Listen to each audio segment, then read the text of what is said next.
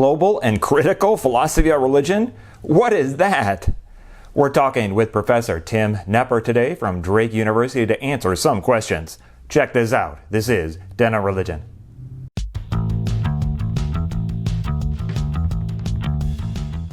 Hey peeps, it's Dr. B with Den on Religion. If you like religion and philosophy content, one thing I really need you to do is to smash that sub button because it really helps out the channel. New episodes are posted about every 2 weeks at noon, U.S. Pacific time, so drop me some views. Global critical philosophy of religion is a movement which aims to push people beyond the typical Western categories of talking about philosophy of religion. I spoke with Tim Knepper from Drake University in Iowa, one of the main people who started this initiative nearly a decade ago. This was quite the interesting conversation, so let's get into it and see what you think. Hello, we are here with Tim Knepper from Drake University in Iowa to talk about global and critical philosophy of religion. Tim, how are you doing today? Doing great. Rain in the Midwest. All right. We got some questions to sort of parse out this sort of, it's not really a new initiative really, but for a lot of people they haven't really heard of this, even though it's been around for almost 10 years. And so you started Global Critical Philosophy of Religion, this new initiative with, as far as I can tell, the first major gathering of scholars at the 2015 American Academy of Religion about 9 years ago. And I believe this included you from Drake University, Gereon Kopf from Luther College in Iowa, and Nathan Loewen from University of Alabama. So how did this form? Sort of take us through the backstory of this a little bit. Yeah, I guess the backstory involves something that I run here at Drake University called the Comparison Project. Started as a lecture and dialogue series. It still includes a lecture and dialogue series, but it now includes a good bit more than that involves interfaith endeavors and work with local lived diversity in the community. But it started more academic-y and still has that focus. Anyway, we were doing an exploratory year of this lecture and dialogue series in 2012 to 13 on a topic called Religious Responses to Suffering. Leah Collinson, my colleague at the time, recommended Gereon Kopf, who I didn't know. I think Gereon at the time was working on remembrance of Nagasaki and Hiroshima, among other things. So Gereon came down and gave a talk. We met. After that year, Lee and I programmed a 2-year series on ineffability, Religion Beyond Words. And I guess I stayed in touch with Gereon, knew he was a scholar of Dogen and had something to say about Dogen and ineffability, so invited Gereon to come back down and give a talk for that series. I believe it was at that time that we got talking about the lack of diversification in philosophy of religion, Yeah. and wanted to do something about it. I can't exactly recall, but how this worked. But eventually, we decided we'd write a proposal to the AAR for a seminar. And the seminars go for 5 years and only 5 years, and they gather scholars together to work on a particular topic. So the focus of that seminar was, not just diversifying the philosophy of religion, but doing so at the undergraduate level or for undergraduates. There was a focus on teaching resources, on textbooks, and so forth. Okay. So then we met 5 years from 2015 to 2019. We took off. Then come to find out that you can't transition from a seminar to a permanent unit at the American Academy of Religion. Okay. First need to do 2 successful years of exploratory sessions. We were approved for one in 2020, but we ended up deferring because of COVID. Yeah. We did the exploratory sessions in 2021 and 2022, and then wrote a proposal that we didn't think was going to get approved, but did get approved to become a permanent unit. Yeah. Okay, So interesting. that, well, everyone was telling us, and Jin Park is a member of the Yeah. group and it was at that point the vice president to become the president, and she said they're not approving any new groups. I doubt very much they'll approve it. But we did our work. We met a lot with the philosophy of religion unit. We met with the comparative studies in religion unit. We may have met with a few other units. We got good feedback from them and strong endorsements from them, and had a lot of people write in support of it, and it got approved. So last November was the first time that we held two sessions as a permanent unit. And again, excuse me, I'm losing my voice. This coming November, we'll be running 2 more sessions. Yeah, we're going the route of, I think it's two 90-minute sessions. You get a choice there. And I can't remember all the details about that. The co-chairs now are Nathan Loewen and Yeah. Marie Helen. Yeah, I'm on the steering committee, but I've kind of forgotten what all transpired there. Except I know we had a call for something involving theodicy and empire. I propose a topic of theodicy as empire, or theodicy and empire, and we had so many submissions that we decided not only to invite some for the in-person in November, but to try to populate a panel for the virtual AAR, which is happening next week. We didn't have quite enough for the virtual, so Nathan has asked me to join that. Madly scrambling to work up a paper deliver a week from today at this point in time. So actually we have 1 session next week for the virtual, and then we have 2 sessions in November for the in-person. So let me start to get into sort of the nuts and bolts of this for people who don't know what this is. So it seems like the overall goal of global critical philosophy of religion is to rethink what philosophy of religion could be using global and critical methodologies.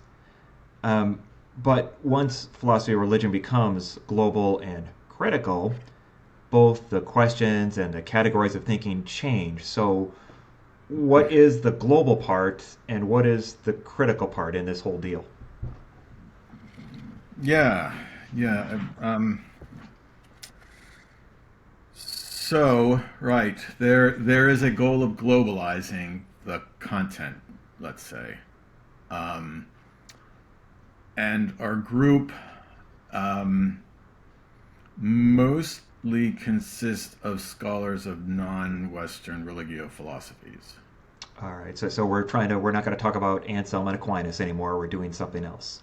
Well, no, we have those members of the group as well. Okay. But this is to say that most members of the group are not thinking about how to put it all together, about the kinds of categories that would make possible doing this globally or cross-culturally or comparatively.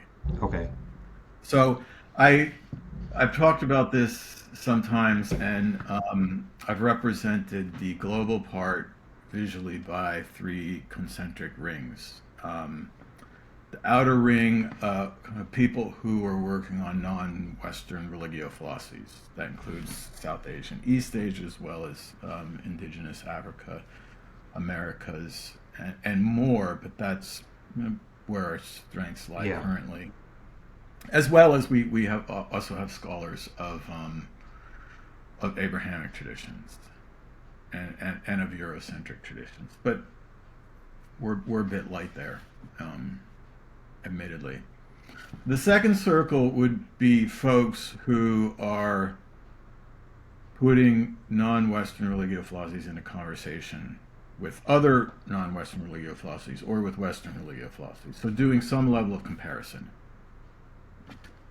And then the smallest ring then would be those who are thinking in terms of, for lack of a better word, an architectonic or something, a new blueprint for doing philosophy religion such that it encompasses all religio philosophies. So then you get into this question of categories. The categories of inquiry for Western philosophy religion still remain more or less God, attributes and proofs for existence, problem of evil, immortality, and other things that got added along the way, problem of religious pluralism, religious language, religious experience, and so forth. So if those aren't the categories of inquiry, then what would they be? What would the categories of inquiry be such that we could bring all religio philosophies to the table, so to speak? So that's the kind of the three constituencies, as I see it, of the group. And the critical part? And the critical part, then I thought of as three. What's the term? Like Venn diagrams. Three circles that each share. Like a Venn diagram or something, or yeah, like a Venn diagram. That's I should. Oh, he's a teacher. He needs visual aids. We'll have a PowerPoint. There you go. So there's the critical part of it. The part that's most important to me is critical attention to the categories being deployed. There's the critical part of it that is going to engage and use critical methodologies and perspectives, feminisms, post-colonialisms, for starters. Excuse me. And then there's the critical part of it, which would be more critical of religion, of religio philosophy. I actually don't know that there are members of the group who are there. Okay. So three different senses of critical that you also find represented among our group. So I don't know if I got that. Yeah, I think so. I mean, we're trying to push beyond these traditional categories. I mean, a lot of which you just mentioned. Problem of evil, religious pluralism, existence of God, all these sorts of things that typically were talked about in philosophy of religion courses at the undergraduate level, and so on and so forth. Are these traditional categories? Are they still useful? Are they still addressed? Are they sort of on the sideline? I mean, how do you feel about that? Yes, I'm working up a paper. It's a presentation actually I've given a few times and just gave a couple weeks ago on a big island of Hawaii for the Comparative and Continental Philosophy Circle. It's titled "Our Problem of Categories: 5 Ways Forward."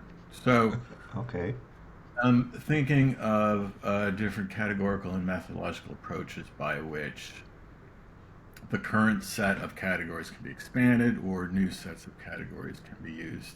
I'm sure there are more than 5 ways forward, but this is what I've seen from what I myself have written or other members of our group have written. So way one for me is just something I learned at Boston University from Robert Neville, Wesley Wildman, and forth, that you would simply take, it doesn't matter where you start with God and evil, but you have to make the categories vulnerable to correction. So the idea is that as you added more comparative content to, say, the category of God, how could it be made vulnerable to acts of correction, and in what ways would it need to change? If we're then drawing in Brahman or Ishvara or Tao or Tian from other religio philosophies, is the category of God still suitable? Is it, in Neville's terms or Charles Sanders Peirce's terms, is it vague enough to register under it different and contradictory data? Yeah. I would argue not. For the category of God, we would need a broader category. Yeah. But one way forward is just to start from where we are and make these categories vulnerable to acts of correction as we add in more and more non-Western content. Now, that's not the way I go. Way one I call like starting from within. Way two I call borrowing from outside, where outside in this case would remain in Western discourses, but it would look to the humanities and social sciences more broadly.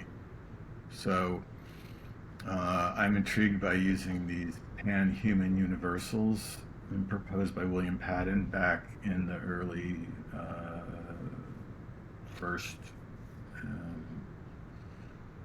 21st century. But I haven't done that yet. I myself use categories that I derive from the journey metaphor. I'm a big metaphor theory, like Okay. Jan fan. I was actually just fiddling around bored at a conference. Imagine the that. International Association for History of Religions in Erfurt, Germany, in 2015. It was a session on metaphor theory, and I said, I wonder if I could generate categories for cross-cultural inquiry in the philosophy of religion from the journey metaphor. So, who am I? Where do I come from? Where am I going? These are the constituent parts of the journey metaphor, according to Lakoff and Johnson, that you have a journeyer who leaves from somewhere, is going somewhere, by some path, encountering obstacles. And those became my questions. Who am I? Where did I come from? Where am I going? How do I get there? What obstacles are my way? But because that didn't capture enough of the traditional content from Western philosophy of religion, then I had the idea of reduplicating the questions with regard to the cosmos. What is the cosmos? Where does the cosmos come from, if anywhere? So there you can start talking about some of the traditional proofs. Where's the cosmos going, if anywhere? How does the cosmos get there? I was looking at how it functions between its creation, if it has one, and its end, if it has one, and that leaves room then to talk about what we would traditionally call miracles and mystical experience or religious experience. And then what obstacles lie in the way of the cosmos gives me an opportunity to talk about the problem of evil, but more broadly. So that's just two of the 5 ways. I don't know if I should go through the other. Let me go through the others quick, and then I'll try to come back to your question. 3 I call flipping the script, where we would just start from a non-Western religio philosophy. What if the dominant categories of inquiry came from somewhere else? Juicy, Song Dynasty, Neo-Confucian. That is intriguing to me in that it makes the familiar strange and the strange familiar. One of the goals that we have in religious studies. What I don't like about it is I want to find that all-embracing list of categories. I want to do more than just take up a different standpoint from which Western philosophy of religion could be made to seem weird. Okay. The 4th way is the way of Gereon Kopf. I call it situational dialogue. He's called it, he's calling it now a 4th-person perspective. And I understand 4th person is the second as 3rd person is the first. He considers my own work a 3rd-person work. He considers all single-authored monographs 3rd-person works. It's one person from on top, so to speak, imposing the categories, imposing the framework. And he would rather like to see the framework come out of what I call situational dialogues. If 2nd person is a dialogue between 2, then 4th person is what he calls a multi-log. Okay. So he has a book coming out shortly that Purushottama Bilimoria is co-editing, where we all gathered actually during Zoom, during COVID by Zoom, 18 of us, so 18 different paradigms, and understanding and assessing each other's paradigms. We only had time to do two. We did two paradigms other than our own, and we were assessed by two paradigms other than our own. So this is for him one way to do philosophy of religion, where the categories of inquiry could emerge out of conversations, dialogues. The fifth way I call induction from below, or rising up from below, where you might have something like what Gereon is doing, but you would be looking for places of overlap and trying to build up to a set of categories that we're all embracing, and yet ones that could recognize and appreciate singularities where singularities are important. We had an NIH-funded conference, I think you know about this, it was a couple of years ago at Drake, and it's taking a while to get all the essays from it, but we're halfway there, and I hope by the end of the summer or the end of the calendar year we'll be all the way there. So we have maybe up to 24 different models of philosophy or religion, each coming from within a particular religio philosophy or coming from within a particular socio-historical context. So again, and to give a kind of unity to this, and also their short essays. So I'm having each author imagine if philosophy of religion had started from some other socio-historical context or from within some other religio-philosophical tradition, and they were to write an undergraduate textbook about it, what would the table of contents look like? What would be the topics that would be? And then just break out and explain what content would be covered in each chapter.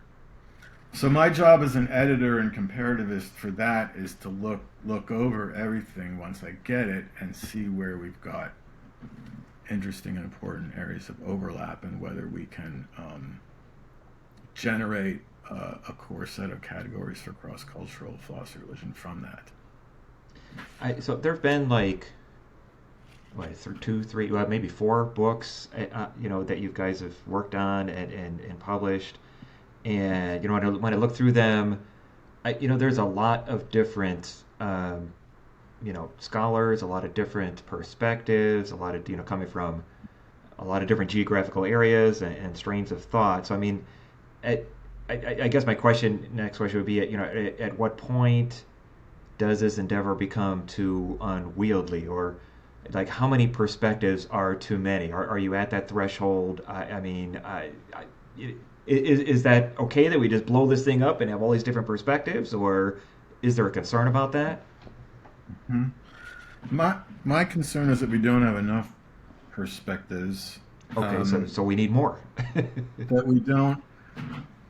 we don't have enough of the perspective that is going to attempt to offer competitors to the current textbook model. Okay. To the current table of contents model, where you open up a textbook of philosophy of religion and you see, okay, so we're doing attributes of God, we're doing proofs of existence of God, we're doing problem of evil, we're doing immortality or whatnot, we're doing problem of religious pluralism, we're doing religious experience, religious language, and so forth. It's been a while maybe since I've opened up one of those books. Sure. But I would like to see other competitors to that, and that is what our group, for me, has not done yet, or maybe what our group won't do at all. I'm not sure, and that's by no means a criticism. It's just that, again, for most of the members of the group, their main contribution has been to be a scholar to provide their scholarly expertise as a scholar of some non-Western religio philosophy. Something, I'm a scholar of XYZ, right? Yeah, so for most of them, they don't have any interest in, and it might only be Gary and I who have the interest in trying to provide some kind of all-embracing method or framework of categories to do this. I say this in the beginning of my textbook. It's actually something that a former classmate from Boston University said to me. If your textbook is successful, then other people will write other textbooks saying why yours is wrong. proposing other sets of categories. So maybe my textbook hasn't been successful. That's actually pretty in funny. that But respect. yeah. Mostly, this conversation goes back and forth between Gary and me in a playful kind of way. But I think that both of us would like to see others generate these kinds of all-embracing perspectives or set of categories for doing philosophy, religion, cross-culturally, globally, comparatively. Now, there also is the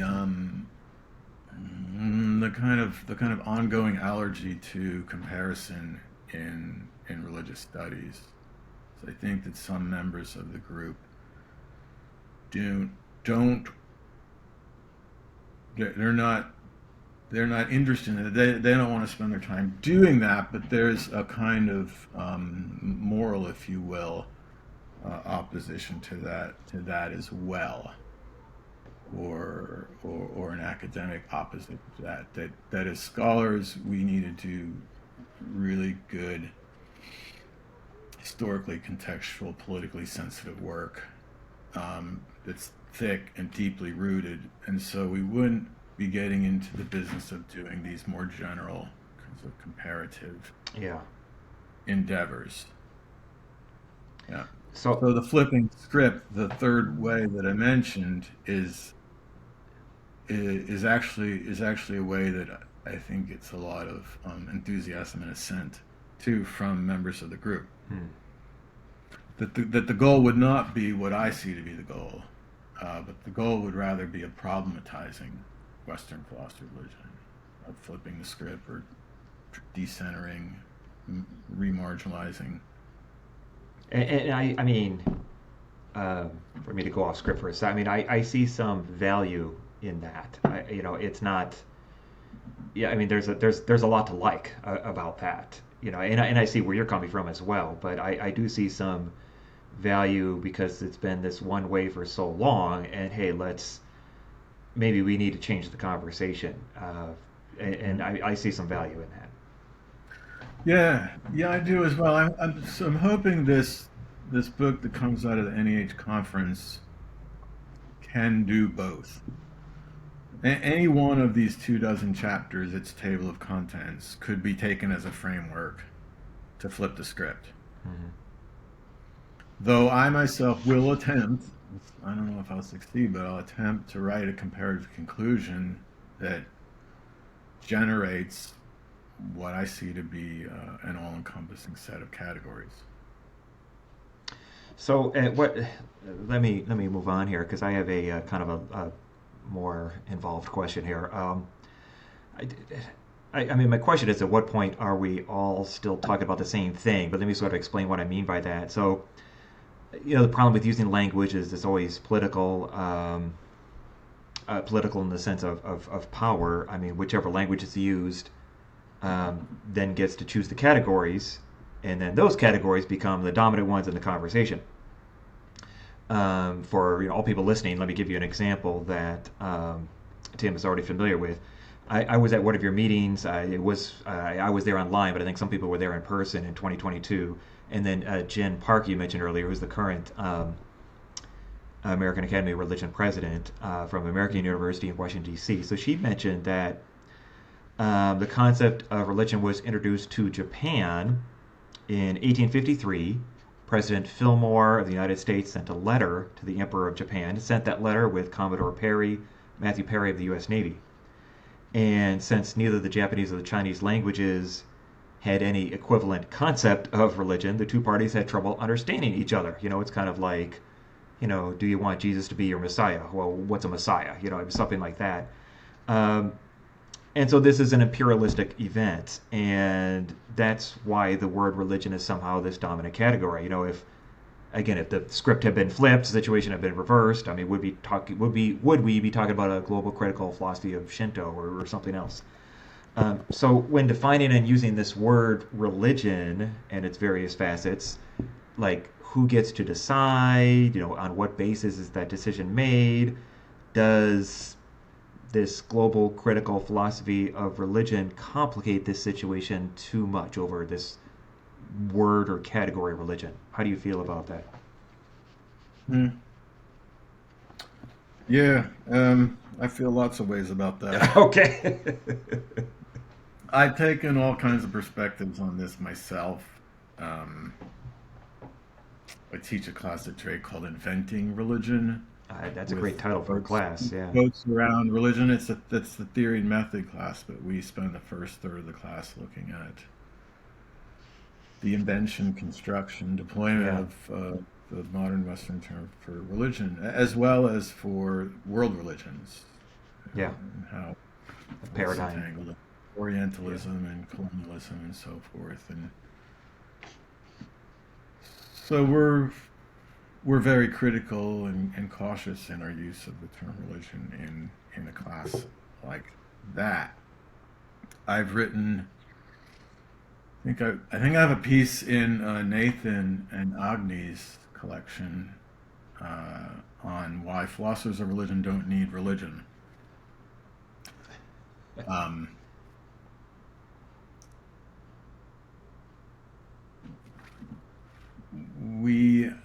this is the tail end. This is just really the tail end of that essay. But I was arguing that this is why philosophers of religion don't need religion, at least for dot dot dot, at least for now. With my own approach with this, the use of the journey metaphor to generate vague metaphorical questions that are then specified as philosophical questions. Um, it doesn't matter to me where the answers to the questions come from. It doesn't matter to me that they come from within something that we commonly recognize as a religion or not. So, uh, who am I looks at different models of the self as substance, self as sets of processes or webs of relations, including philosophies of the self that we get from Western or non-Western philosophies, not from within what we're inclined to call religious traditions. So in that, I was defending an understanding of philosophy of religion as an inquiry into reason giving about ultimate. I was deploying the term ultimate instead. Ultimate problems and solutions, has and ends, principles and beings, something like that. So it doesn't matter so much that this gets classified as religion. At least that's what I was arguing in this particular essay. There are plenty of times, though, in which I'm perfectly comfortable using the term religion and thinking of myself as a philosopher of religion. I think I also say in that article, just I never want to take a, a final solution, a final answer to this question of whether we abolish religion or rehabilitate it. There are contexts in which I'm abolishing it for the sake of that context, and then there are contexts in which I'm really rehabilitating it for the sake of that context. So I'll say that. I'll also say I think more and more I'm thinking that, well, golly, as scholars of religion, philosophers of religion being one type of scholar of religion, we ought to know what religion is. We do. Everyone implicitly has some understanding about it, even if they feel that they want to abolish it or not.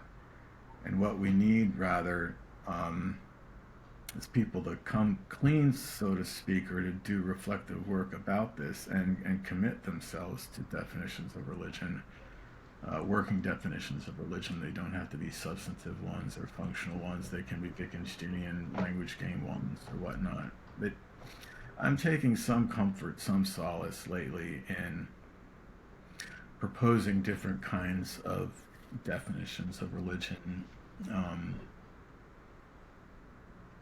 and just seeing what I can do with them. I've been teaching transhumanism for a couple of years because that was the theme of the lecture and dialogue series. Um, so, what if one day we never die? What if we get to this point in as little as 50 years or so, as some transhumanists think, when we can stay alive forever? Our religion is predicated upon the fact that we die, and if so, is there ultimately going to be no more religion? And one could dream up other kinds of contexts. Can we see a future for humanity in which there's no such thing as religion? Well, it all depends on what we call religion. And what's even more interesting to me, I think, is whether there's an aspect of human life that we would find valuable enough that, or of a certain kind of character that we would feel comfortable continuing to deploy the term religion for it, even though it didn't involve any kinds of superhuman agents or post-mortem existences. Yeah, well, sure. I mean, you can have, a religion of existence, of the present, of the here and now, and so on and so forth. It doesn't necessarily have to include supernaturalism or, some sort of afterlife. Yeah, so you've got people from within these transhumanism groups who would be staunchly opposed to calling that religion, staunchly opposed to calling transhumanism a religion, especially, and also people from within these groups that embrace that term. And that's the thing that's just so fascinating to me, is the politics of the deployment of the term religion. Yeah, yeah. Um, so uh, I don't know that answers the question in a No, very I think it satisfactory I think way. it does because I mean uh, I, I mean my final question and my question that I asked was, does global critical philosophy of religion complicate this situation too much? And I think it's not necessarily, because maybe we can all be talking about different aspects of something similar related to human experience, and so maybe we can still call that religion, or call that something else, whatever term you want to use. Um, I, and I mean, I can move on. I mean, I wish there were more scholars who did comparative work like this in global critical philosophy of religion, because this model for me seems to be quite successful in comparative theology with Frank Clooney and all of that. Um, and I think it's very fruitful if more folks in philosophy of religion did this also. But it seems like it's a religion based initiative. I mean, philosophers who teach philosophy of religion in philosophy departments still tend to be quite Western or Eurocentric in their approach. Are there ways, or have there been ways to efforts to reach them in academic philosophical circles rather than have this be furthered only through academic religious circles? Um, yeah, one answer is I don't know. Okay. Um, Another answer is I tend to doubt it. Then another answer is we are really falling short with regard to that. Um, I mean, and I'll just say the reason I asked the question is because I don't attend philosophy conferences, and so I don't know. In fact, a couple of times I looked up, the main ones, obviously the American Philosophical Association with their three meetings, East, Central, and West, and I don't really, go on their website and look at their sessions and see what they're talking about. So maybe they are talking about this and I don't even know about it. I don't know how often religion is even discussed at any of those conferences, and I don't know if anybody in the global critical philosophy of religion group, or just anybody in the AER in general, attend the APA conferences and talk about or insert religion there. Um, so I'm sort of where you're at. I I don't I think don't I don't know.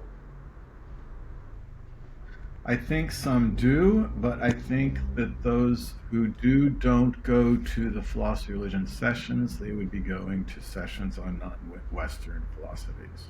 Okay. Uh, that's that's my hunch. Was it was important to me for the NEH project that I spoke about earlier that we did get members who could represent at least Abrahamic religio-philosophies. It's important to me that if I'm developing categories of inquiry for cross-cultural philosophy religion, that it would be inclusive, not exclusive, of Western philosophy religion. Okay. With regards to actually reaching out to those groups and marketing, that's not happened as I see it, and it ought to. And I don't know what the future will bring here. I worked on a piece over the last year that involved doing some statistical research and analysis of articles published in philosophy religion journals. Okay. I did this undergraduate assistant. We looked at 2023. I couldn't get access to at the time. It was 2018, 19, 2020, 2021, 2022, 5 years. It was something like 1,800 articles total. Wow. And it was 11 philosophy of religion journals identified by someone online. I had a ranking identified by someone online, as well as I don't know how to pronounce this word, but the Scimago journal ranks. So there were different rankings. I was on a blog. Someone had written into the blog asking, this looked to be a graduate student who was asking advice about the top tier philosophy of religion journals. I'm not so concerned with the actual ranking, but I used that list as the list that I researched. So it's Faith and Philosophy. I'm looking at this right now in the paper. Faith and Philosophy, Religious Studies, Oxford Studies in Philosophy of Religion, which to me is not really journal, but anyway, Journal of Analytic Theology, International Journal for Philosophy of Religion, European Journal for Philosophy of Religion, Sophia, Philosophia Christi, American Catholic Philosophical Quarterly, Theologia, and the Haythrop Journal. Okay. So we identified all the terms from titles and abstracts that involved non-Western terms or non-Western figures, and then looked for presence of basically look for presence of non-Western terms and non-Western figures in titles and abstracts, and the result was I'm reading this right now, little over 9% total, but minus 2% over time. We need to carry this out further. These are only 5 years. And most of this non-Western diversification, over half of it came from just one journal, Sophia. Yeah. So it's going to be more like around 5% if we take out Sophia. And the trends were downward in Sophia too, which surprised me, just slightly, but downward over the 5 years. By contrast, names and terms from Christianity and classical theism are and remain predominant at almost 64% overall, with a almost 10% increase over time. And I limited one search to just what I called God terms, and that was over 40% of the articles, with a 2.5 increase over time.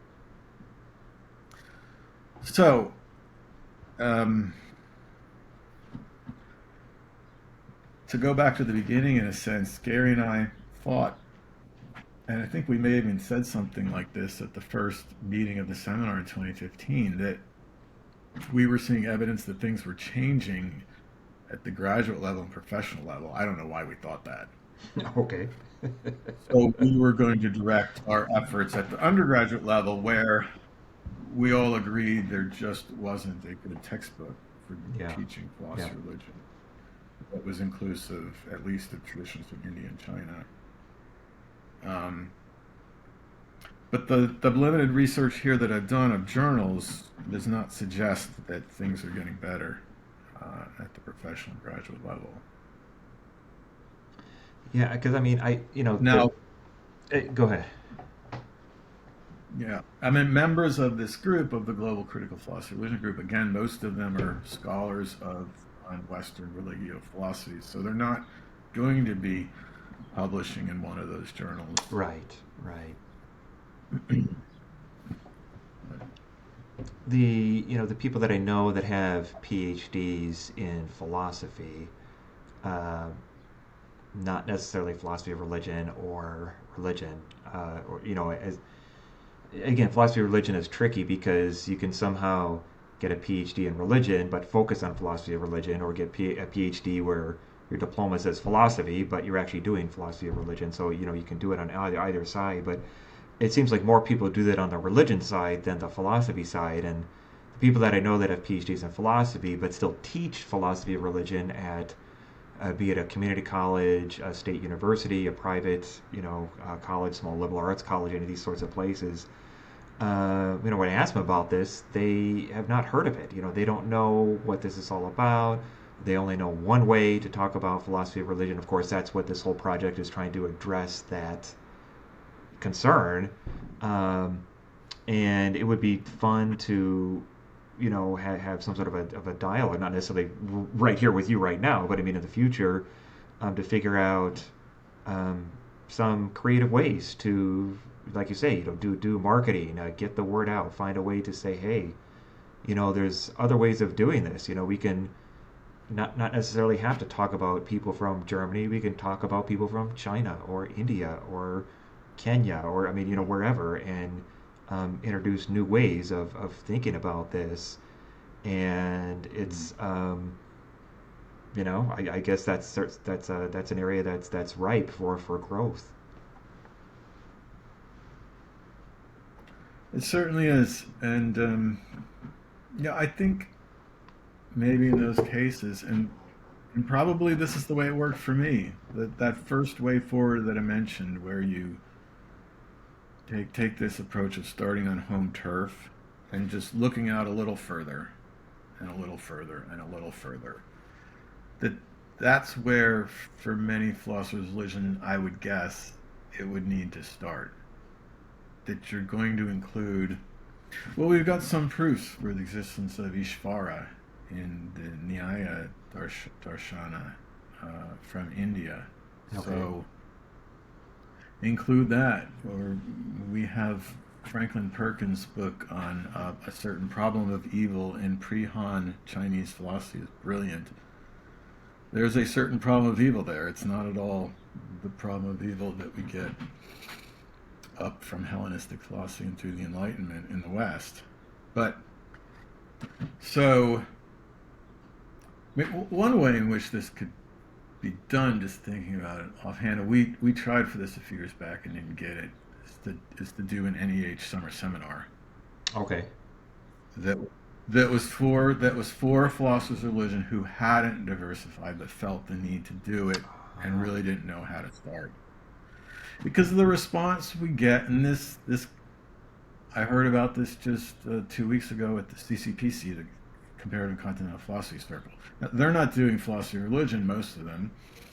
They're just doing philosophy, and they're doing non-Western philosophy, and they want philosophy departments to include faculty and courses in non-Western philosophy.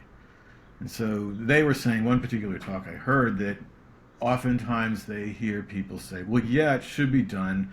We'd like to do it, but I'm just not an expert in any of Right. it. Right. How in Right. the world can Right. I do it? Right. We're not. Yeah. Don't have anybody who wants to be So for an NEH qualified. Or, seminar, yeah.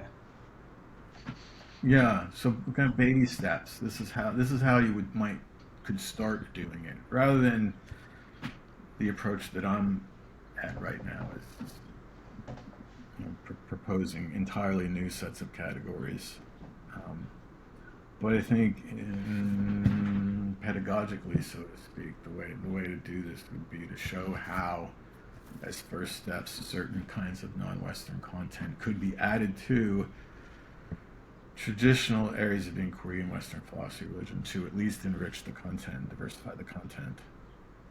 I mean, because it seems like, I mean, I know a number of colleges and universities over the last decade where university-wide or institution-wide, they had some sort of an initiative to internationalize the curriculum, or they would use some sort of terminology like that. And I mean, Yeah. this is right up the global critical philosophy of religion alley, where you're just like, man, that's what we do. You know, on either the religion side or the philosophy side, we want to internationalize this and so on and so forth. So any institution that had that sort of initiative going on, you know, if you find out about it, this is where you want to find a way to get in inroads into that sort of thing.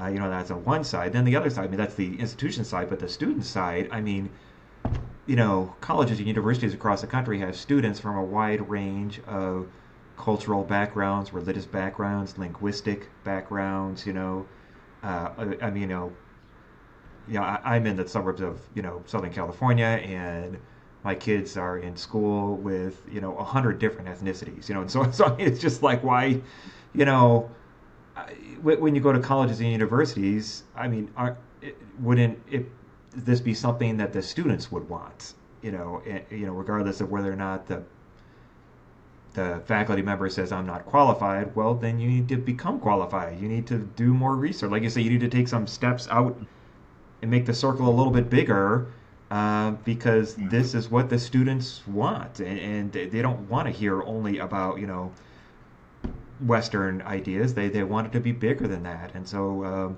it's definitely something that could happen.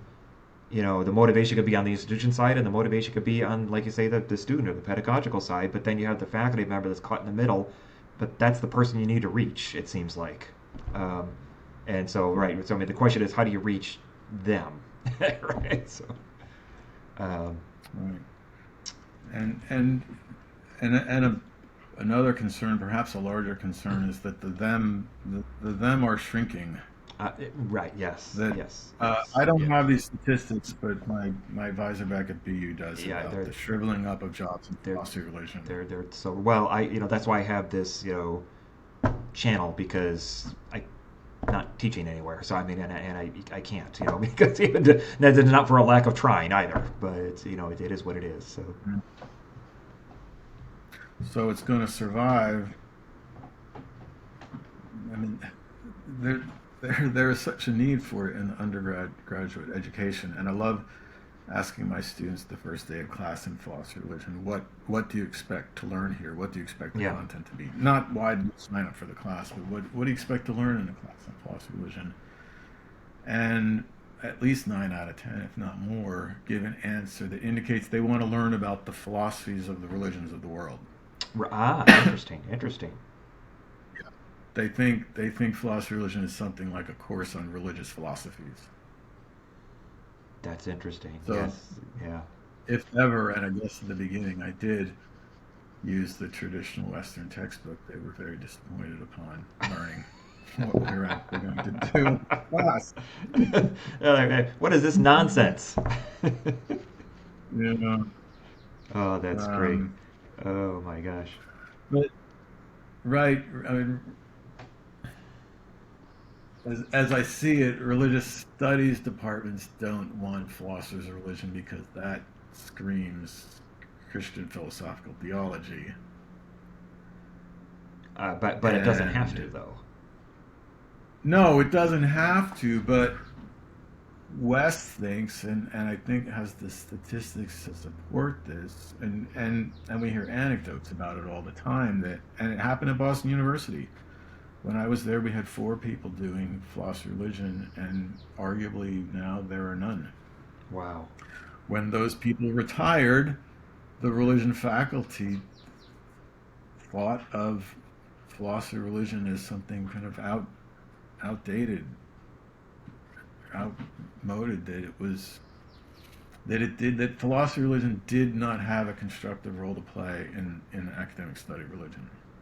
Yeah, me too. At Claremont Graduate University, I mean, it left a few years ago when the last professor passed away, so it's gone there too. Yeah, and so if it only survives at places like Notre Dame, I don't know that they have any great incentive or need to diversify philosophy religion there. Yeah, so Hmm. interesting. Well, I mean, I was going to ask you, as the last question is, what are the next steps? What is the group working on now? But although we have already sort of covered that throughout our conversation, different things that can be done or are being done. Um, and you mentioned a couple of initiatives that you're working on. Um, is there? I know that, like I mentioned, there were several books that came out, which I'll put in the description of this video. Are there any other books or monographs that you guys haven't finished yet, or have you published everything that you've already worked on? I'm writing here on my long-term to-do list, summer seminar. I think we should try again for that. Assuming the NEH is still funding those, I don't know. Yeah. So, my textbook came out. Gereon's book should Right. come out soon. That was the product of all those conversations that we had. Nathan's book came out with Agnieszka Rostalska. That we thought Gereon's book would come out before that, but didn't. I think Gereon at some point might write his own monograph on this. Oh, We'll see. okay. Um, Nathan, I believe, plans to edit another volume. This one focusing on self, and then maybe to do another one on cosmos. That's considered in a way to be supportive of the textbook that I did. Half the chapters of which are on self and half on cosmos. I've got this book coming out of the NEH funded conference, but I don't imagine that'll be out until next summer at the earliest. And then we'll see. I think it's time for us to the AAR sessions go well. It's great that we've got that, and that will be ongoing, I believe. I think it's time for us to look again for some grant funding. We get the lower NEH for 50,000. I'd like to try for the higher level collaborative NEH Yeah. grant is 250,000.